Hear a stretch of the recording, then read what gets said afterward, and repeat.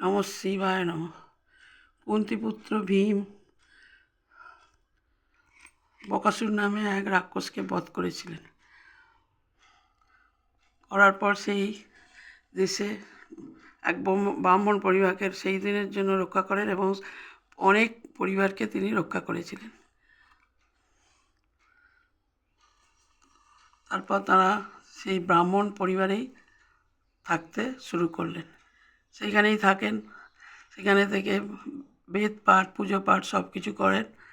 কিছুদিন থাকার পরে মাতা কুন্তী পঞ্চপাণ্ডবকে বললেন, এইখানে অনেক দিন আছি, এবার চলো অন্য কোনো জায়গায় যাই। একই জায়গায় বেশি দিন থাকা উচিত না। এইখানে তাপবন তপবন সব আমাদের ঘোরা হয়ে গেছে এবং এইখানে ভিক্ষাও কমে গেছে। এই কথা মাতা কুন্তীর কথা শুনে পঞ্চপাণ্ডব মাতাকে নিয়ে পরের রাজ্যে যাত্রা শুরু করলেন। পরের রাজ্যে ছিল দ্রুপদ রাজার রাজ্য। সেই রাজ্যে গিয়ে বসবাস শুরু করলেন। সেইখানেই আবার পুজো পাঠ ভিক্ষা এই নিয়েই থাকে। একদিন মহর্ষি ব্যাস তাদের কুশল জানার জন্য তাদের কাছে এলেন। মাতা কুন্তী পঞ্চপাণ্ডব করজোড়ে প্রণাম করে তা মহর্ষিকে আহ্বান জানালেন। মহর্ষি তাদের কাছে কিছুদিন থাকেন এবং তাদের নানা দেশের রাজাদের কথা শোনায়। একদিন তিনি বললেন, এক ঋষিকন্যা নিজ পাপে পতিত্ব লাভ থেকে বঞ্চিত ছিল।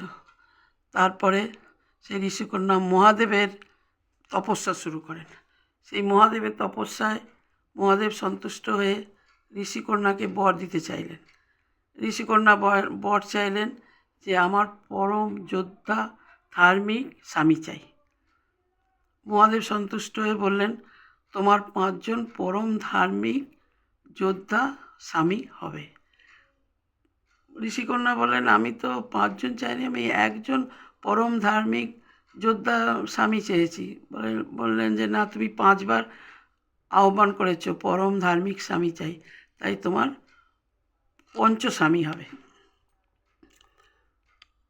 মহর্ষি ব্যাস পঞ্চপাণ্ডবকে বললেন, এই ঋষিকন্যাই হচ্ছে দ্রুপদ রাজের কন্যা দ্রৌপদী। এই দ্রৌপদী হবে তোমাদের স্ত্রী। দ্রৌপদী পাবে পঞ্চস্বামী। এই দ্রৌপদীকে নিয়ে তোমরা সুখে শান্তিতে বাস করবে।